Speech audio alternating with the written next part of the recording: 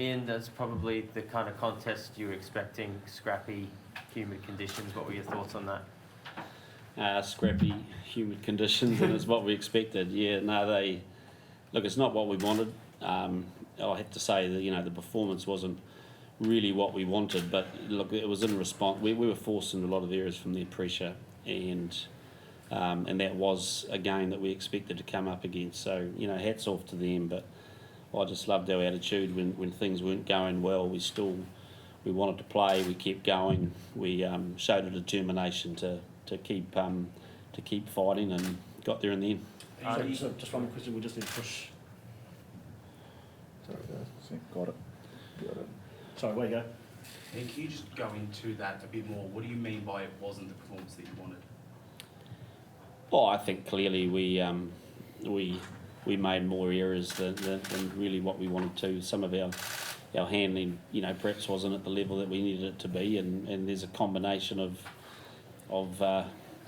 players playing South Africa for the first time, the pressure that they put us under, and how it forces you to, if you're going to execute, you've got to execute at the top level. So, nice little message for us. Ardie, was that your experience out there as well? Did you find it the same as what Ian just said? Yeah, physical. We knew it was coming, and they put us under a lot of pressure.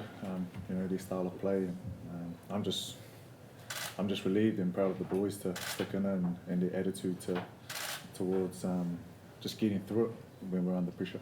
Just like to hear both your thoughts on winning quite a historic match between them, the 100 tests between the sides. What does that mean to New Zealand rugby after, I believe, South Africa won the 50th in 1998, I think it was. So You're better than me. Look, it's really significant for us. And, we spoke early in the week. We didn't want to shy away. We knew it was a big game. And there's a whole lot of reasons why it was big, the 100th and the history of this this competition between us. They're a team that we respect greatly, and we've had a bit of the edge over them recently, but you saw how fine the margins are. So for us to deliver, hats off to Geordie for that last kick. It was a tough kick. I thought Quinn, our bench came on really well. I thought Quinn did outstandingly well to win that turnover, and Geordie's kick under pressure, and he'll be the guy that won the 100th. So good on him. Ardie, did you feel it? Sorry, we'll move into the Zoom call. Thanks, mate. Way go team online. Ian, could you talk a little bit, please, about sort of the bench decision in the end, in terms of obviously bringing Damien on and taking Will Jordan off, and sort of how the process you went through of making that decision? Sorry, Tom, the decision about subbing Damien on? Yeah, subbing Damien on, and I guess he's obviously played Geordie's only played at fullback this year, moving him to the wing, and sort of I guess the decision-making process there with that change. I just felt that I think our wings had a real examination today, and in many ways probably some things went their way, but a few things didn't. So just felt Damien's a confident player.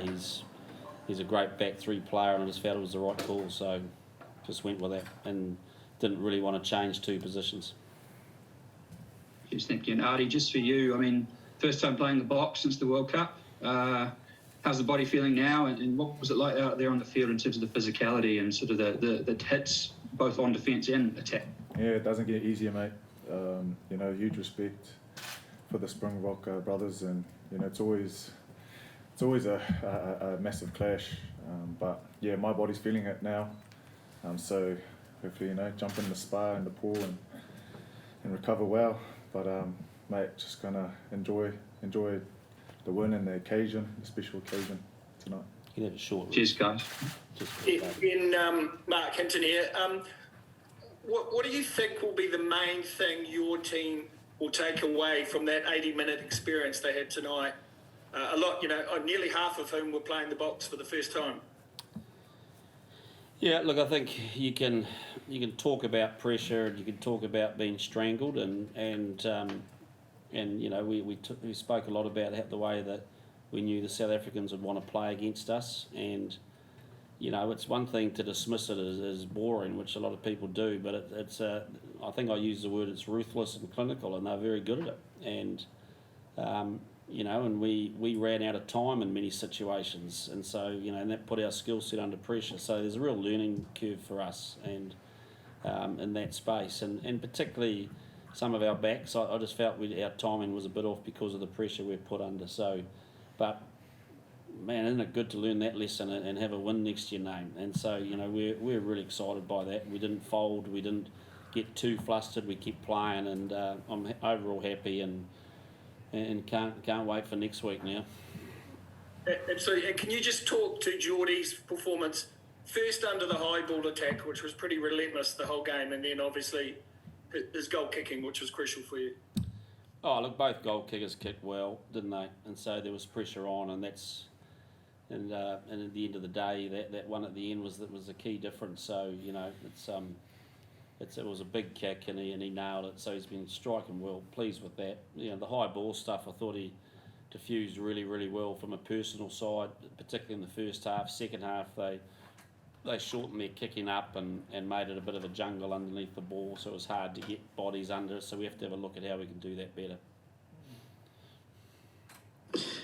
Ardie, Liam here. Congrats on the win.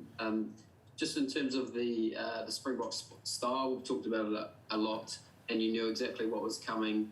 Can you give us an insight into just how hard it is to break down in combat and to impose your game, you know, with the line speed pressure, combating your rolling maul, just everything that they bring? How hard is it to combat that?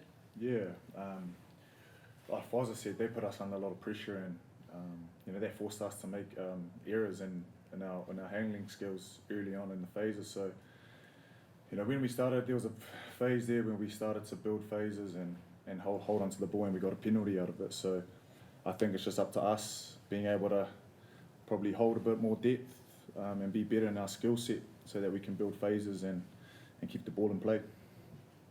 Is it one you'll bank from a captaincy experience as well? You know, tight, tense tests like that, I imagine you take a lot away as well. Yeah, mate. Yeah, it's lucky that I'm a calm person, and I got to give credit to a lot of my leaders beside me who, you know, I leaned on today, and you know, it was a collective effort. But yeah, great learnings, mate. You know, those kind of games, and it's something that I'll learn from and grow from as a person and as a leader. Thank you. G'day guys. Question for Ian. It's Elliot here. Just can you talk, Ian, about the kind of performance you've got tonight, given you've got Sam Whitelock back home, Aaron Smith back home, you know, Sam Kane injured, Richie Mo'unga in quarantine, just without those key players to still deliver and knock off the world champions?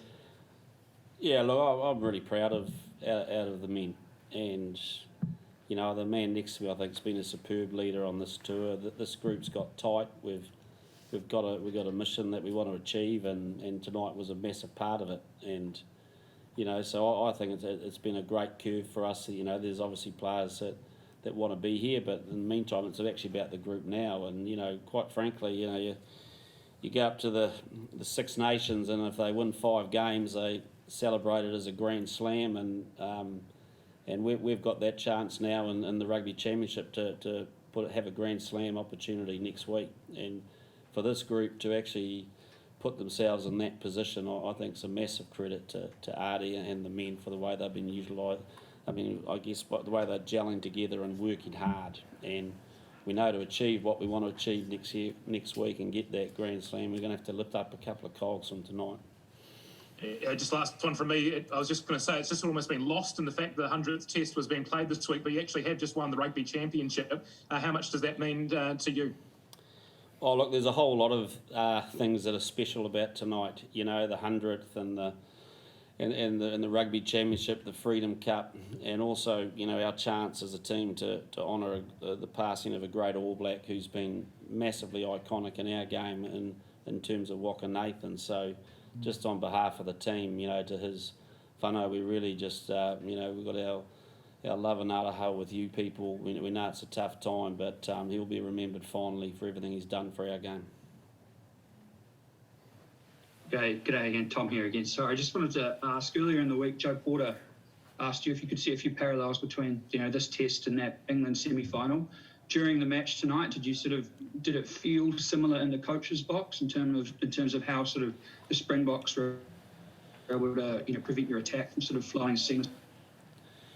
Joe answered that question once. How many times do I have to keep answering it? But I'm only joking. It's what was it the same? Look, it's hard to say a win is the same as a loss, and so I don't think so. But I think there are some things that we are making strides in the physical side of the game, and we are making some strides in our ability to deal with set piece pressure and how we go about it. And clearly we're not the finished product yet. We know that, but I love the way we stayed in the fight and we problem solved and we muscled up and we made that game a massive contest and an arm wrestle type game that probably wasn't the game that we wanted to have. Couple more questions, guys, and then we'll make way for the box. Looks like he's in pain. Yeah, he's all right, mate. He's all right. Couple more questions online, or we'll wrap it up. I'll just keep going if no one else wants to jump in. Last question from you then, Tom. I'm happy to go. Yeah, fair enough. Ardie, just looking at sort of how the match started, obviously you got off to a rip-roaring start with the try to Will Jordan. Yep. Obviously, from that point on, things didn't quite go the way you expected. Sort of, what happened at half-time in terms of the talk about, sort of just getting back out there and sort of picking yourselves up and I guess getting back to sort of the rugby you've been playing earlier in the season? Yeah, it was a simple chat at halftime. It was up to us to change what we needed to change, and we were making mistakes, giving silly penalties away, and when you give those penalties away to a team like Africa, they're just going to punish you. So we went out there and still gave penalties away, but the boys dug in deep, and nice and clear. It was all up to us to fix them ourselves. Thanks, guys. Congrats on the win. Thanks, everyone. Thanks, Tom.